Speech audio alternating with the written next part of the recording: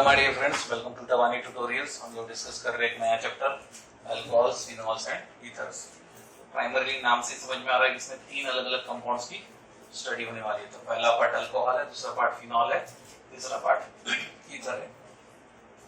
अब अल्कोहल किसे कहते हैं समझेंगे। अल्कोहल वो ऑर्गेनिक कंपाउंड्स हैं जिनमें कार्बन मॉलिक्यूल के पास हाइड्रोक्सिल ग्रुप हो। हाइड्रोक्सिल ग्रुप से मतलब हाइड्रोक्सी, हाइड्रोजन और ऑक्सीजन मिला के हाइड्रोक्सी बोला या इन शॉर्ट हाइड्रोक्सिल बोला। ठीक है, तो ये ग्रुप जिसमें भी कार्बन चेन को अटैच मिल जाए तो हम बोलेंगे कि दोस कंपाउंड्स आर अल्कोहल्स। ठीक है, कोई कंफ्यूजन नहीं।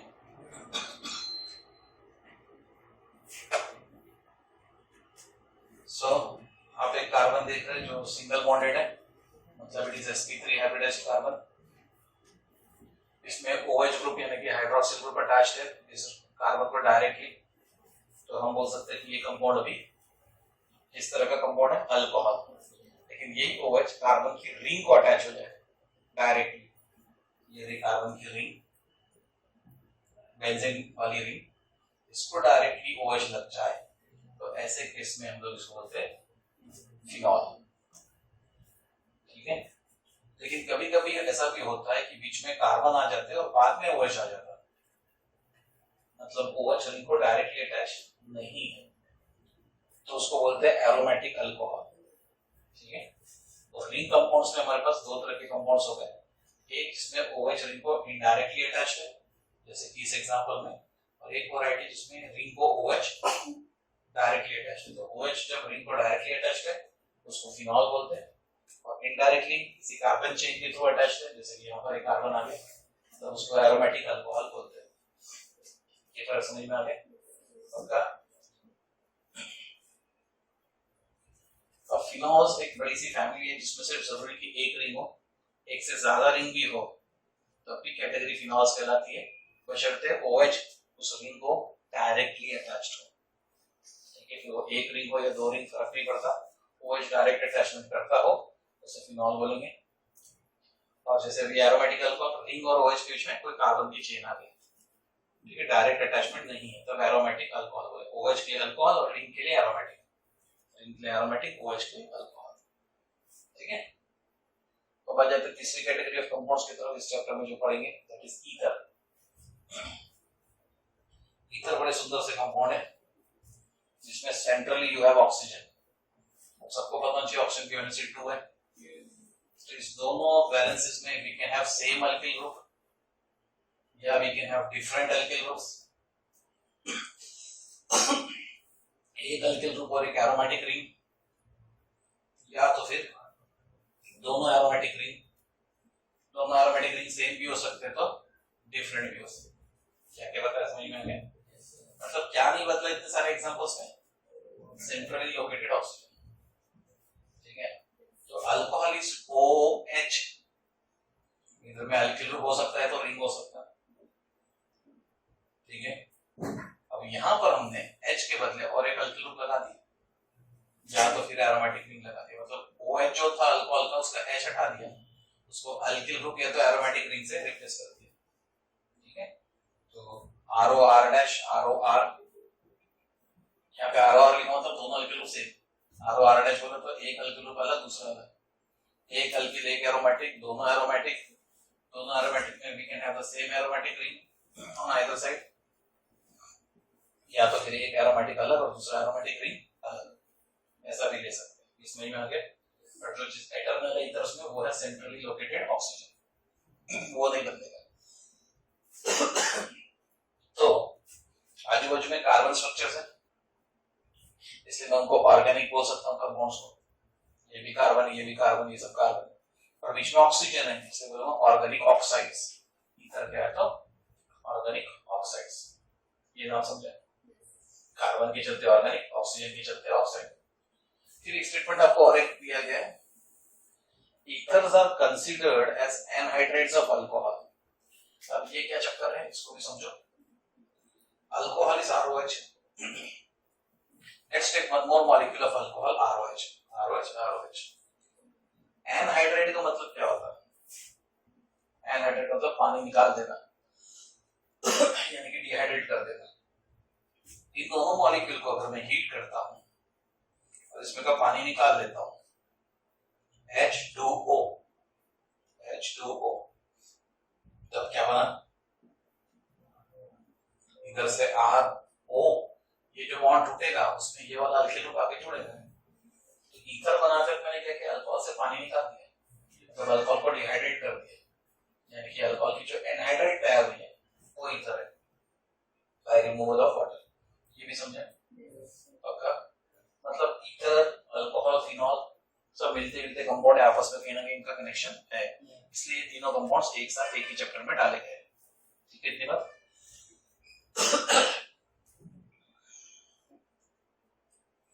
अब आ जाते हैं क्लासिफिकेशन की तरफ।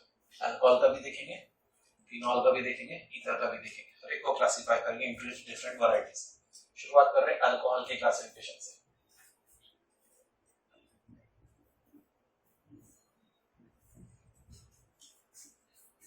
मोनो मतलब एक बार OH, डाई मतलब 2 बार OH, ट्राई बोले तो 3 बार OH, पॉली मतलब मोर देन 3 टाइम्स OH। ठीक है, OH ग्रुप को हाइड्रिक ग्रुप भी बोलते हैं, अपने हाइड्रोक्सी तो बोला ही है, हाइड्रोक्सी के अलावा हाइड्रिक ग्रुप भी बोलते हैं उसको। तो एक बार OH रहा तो मोनोहाइड्रिक अल्कोहल, 2 बार OH रहे तो डाइहाइड्रिक अल्कोहल, 3 बार OH रहे तो ट्राइहाइड्रिक अल्कोहल, 3 से ज्यादा बार रहे तो पॉलीहाइड्रिक अल्कोहल। ठीक है, फिनॉल्स में भी ये संभव है। फिनॉल के कार्बन रिंग को डायरेक्टली एक OH अटैच्ड है तो मोनोहाइड्रिक फिनॉल, फिनॉल के एरोमेटिक रिंग को 2 OH डायरेक्टली अटैच्ड है तो डाइहाइड्रिक फिनॉल, 3 OH लगे तो ट्राइहाइड्रिक, एंड उससे ज्यादा रहे तो पॉलीहाइड्रिक फिनॉल्स। ये बात समझ में?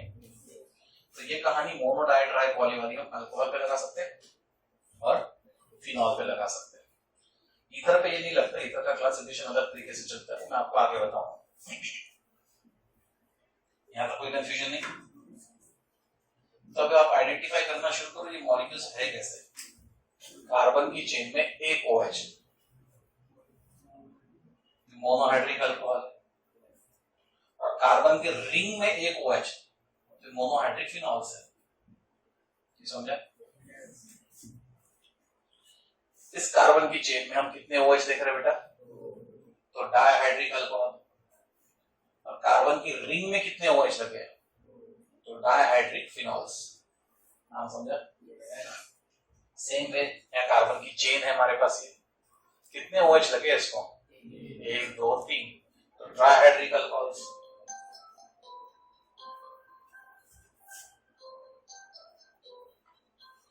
और यहाँ पर आप देख सकते हैं 3 OH रिंग को डायरेक्टली अटैच्ड है। डायरेक्ट अटैचमेंट फिनॉल बोलने के बहुत इंपॉर्टेंट शब्द है, तीनों के तीनों OH डायरेक्टली अटैच्ड है, ट्राइहाइड्रिक फिनॉल्स। नाम समझ में आ गया? कैटेगराइजेशन आ गया। अब मोनोहाइड्रिक अल्कोहल का डिटेल क्लासिफिकेशन देखेंगे। आपको अब जो पढ़ना शुरू हो रहा है, अगर आपने हाइड्रोजन ढंग से पढ़ा है उसका क्लासिफिकेशन, आपको लगेगा कि हम उसी का रिपीटिशन कर रहे हैं। वहां पे हम हाइड्रोजन का नाम लेते थे, यहाँ पे अल्कोहल का नाम ले रहे हैं, बाकी क्लासिफिकेशन का पैटर्न एग्जैक्टली सेम हो जा रहा है यहाँ से। तो जो बच्चे सीरियस मेहनत करना चाहते हैं वो घर जाकर हाइड्रोजन का क्लासिफिकेशन एक बार देख लेना और उसके बाद ये क्लासिफिकेशन देखना, आपको बिल्कुल सिमिलैरिटी मिल जाएगी। अब मोनोहाइड्रिक अल्कोहल्स में हमारे पास क्लासिफिकेशन का बेसिस ये है कि किस तरह के हाइब्रिडाइजेशन को वो OH लगा है। अगर आपको कार्बन जो कि सिंगल बॉन्डेड है उसको OH लगा है, single bonded carbon is sp3 hybridised carbon. हम पहली वैरायटी जो ला रहे हैं अल्कोहल जिसमें कार्बन को OH जुड़ा हुआ है, लेकिन कैसा कार्बन? sp3 कार्बन को OH जुड़ा है, ये हमारी पहली कैटेगरी बन गई। ठीक है, इसके अंदर फिर हम फर्दर क्लासिफिकेशन करते हैं, primary monohydric alcohol, secondary monohydric alcohol and tertiary monohydric alcohol. अब जिनको नहीं समझा प्राइमरी सेकेंडरी टर्शियरी तो याद होना चाहिए, एक कार्बन डायरेक्टली ज्यादा में ज्यादा एक कार्बन से जुड़े तो उसको प्राइमरी कार्बन बोलते हैं। एक कार्बन अगर डायरेक्टली 2 कार्बन को जुड़ता है तो उसको सेकेंडरी कार्बन बोलते हैं, और एक कार्बन डायरेक्टली 3 कार्बन से जुड़ता है उसको टर्शियरी कार्बन बोलते हैं। प्राइमरी कार्बन को OH लग जाए तो प्राइमरी अल्कोहल, सेकेंडरी कार्बन को OH लग जाए तो सेकेंडरी अल्कोहल।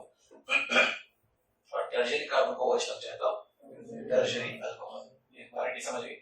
सबने हमने एक ही OH लगाया मतलब ये सब के सब मोनोहाइड्रिक अल्कोहल है।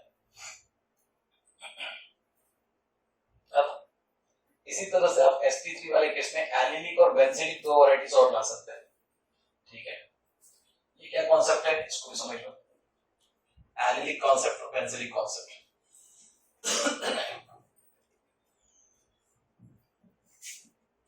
सपोज हमारे पास 3 कार्बन है और ये 3 कार्बन का अल्कीन बन रहा है। ठीक है, तो इसमें ये कार्बन सिंगल बॉन्डेड है मतलब sp3 हाइब्रिडाइज्ड है, और ये कार्बन डबल बॉन्डेड है मतलब ये लोग sp2 हाइब्रिडाइज्ड है।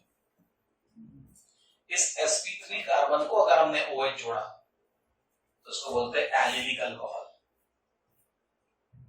ठीक है, ये कार्बन मुझे कहां मिलेगा? कार्बन कार्बन डबल बॉन्ड का ये एडजेसेंट कार्बन होगा, डबल बॉन्डेड कार्बन का इमीडिएट नेबर कार्बन होगा।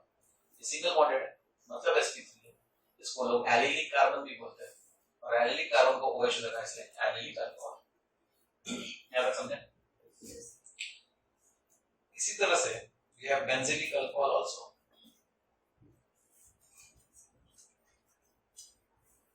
बेंजीन रिंग में OH अगर डायरेक्टली नहीं लगा है तो बेंजीलिक अल्कोहल, डायरेक्ट लग गया तो फिनॉल, इनडायरेक्टली लगा है तो बेंजीलिक अल्कोहल या एरोमेटिक अल्कोहल। एलिलिक अल्कोहल और बेंजीलिक अल्कोहल के भी तीन वैरायटीज है, as primary, secondary and tertiary. Benzylic में भी primary, secondary and tertiary, 3 varieties कैसे है समझो। शुरुआत करते हैं एलिलिक अल्कोहल से। C double bond C, single bond C और अल्कोहल का OH। ये कार्बन सिंगल बॉन्डेड है, सिंगल बॉन्डेड कार्बन मतलब sp3 है, डबल बॉन्ड का एडजेसेंट इसलिए एलिलिक भी है, तो ये एलिलिक अल्कोहल हो गया। इस कार्बन पे फोकस करो। ये कार्बन डायरेक्टली कितने कार्बन से जुड़ा है मतलब ये प्राइमरी कार्बन है, तो this becomes the example of primary allylic alcohol.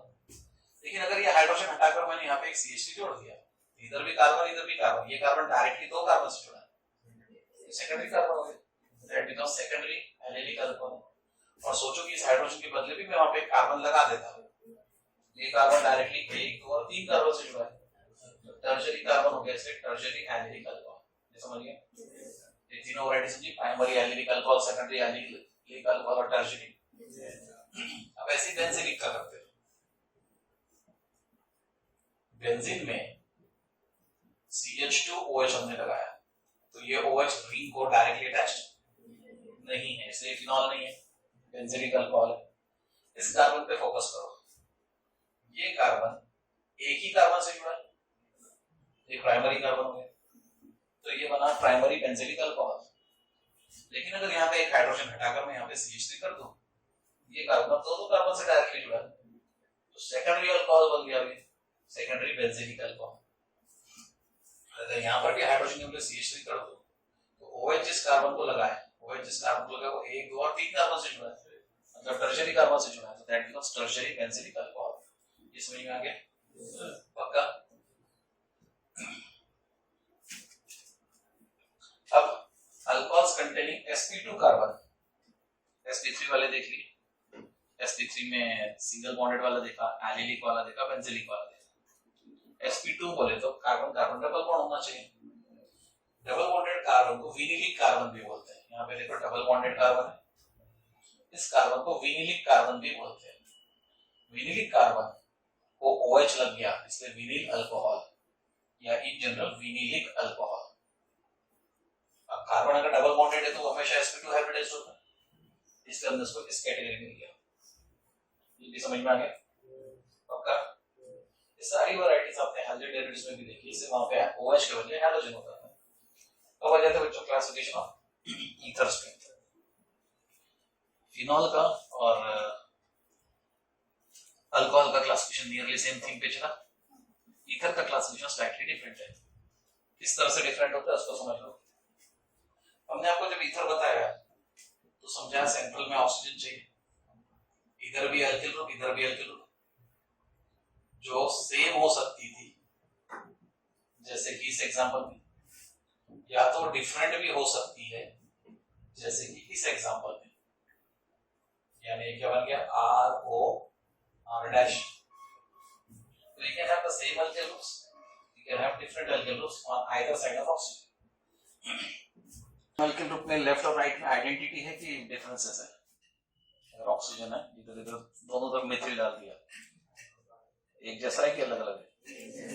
तो मॉलिक्यूल को बीचों बीच से काट देंगे तो लेफ्ट और राइट पार्ट सेम आ जाएगा। तो उसमें हम बोलते हैं मॉलिक्यूल में सिमेट्री है। जैसे अगर यहाँ से मेरी बॉडी पे मार्किंग बना के यहाँ से ऐसा काट देते हैं, राइट और लेफ्ट एक जैसा दिखेगा, तो मैं बोलूंगा मेरी बॉडी सिमेट्रिकल है। ठीक है, तो दोनों अल्किल ग्रुप से बीच में ऑक्सीजन, बीच से ऑक्सीजन के लेवल से काट देता हूँ, तो लेफ्ट और राइट में सिमेट्री है, इसको बोलते हैं सिमेट्रिकल ईथर। तो मान लेते एक तरफ मिथिल और एक तरफ इथिल है, एक तरफ CH3 एक तरफ C2H5। अब ऑक्सीजन के लेवल से काटता हूँ बीच में से, तो क्या सिमेट्री रहेगी? तो उसको बोलेंगे एसिमेट्रिक ईथर।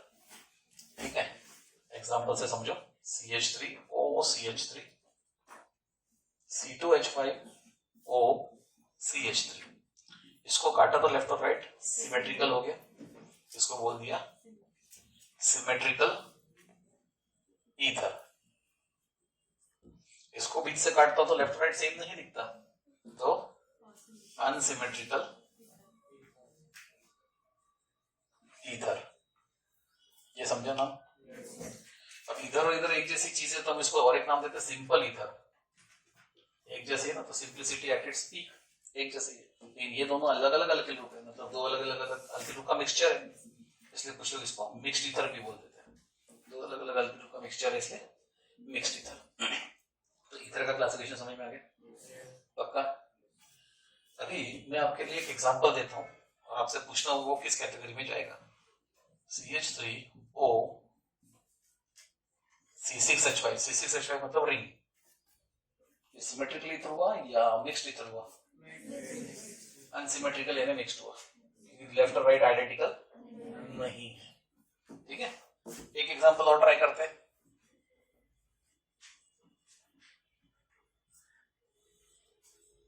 इधर भी एरोमेटिक रिंग, इधर भी सेम एरोमेटिक रिंग, तब वो सिमेट्रिकल यानी कि सिंपल ईथर कैटेगरी में आ जाएगा। यहाँ तक समझे? तो अगर आप गौर से उन स्ट्रक्चर्स को देखें तो आपका काम वहीं से आसानी से निपट जाता है। ठीक है, that was about the classification of ethers. तो हम लोग ने अल्कोहल का क्लासिफिकेशन देखा, फिनॉल का देखा और ईथर का भी क्लासिफिकेशन देखा। तो हमारा क्लासिफिकेशन वाला पार्ट भी यहाँ पर कंप्लीट हो जाता है। ठीक है, आज की क्लास को यहीं रोक देते हैं। Thank you very much, God bless you all.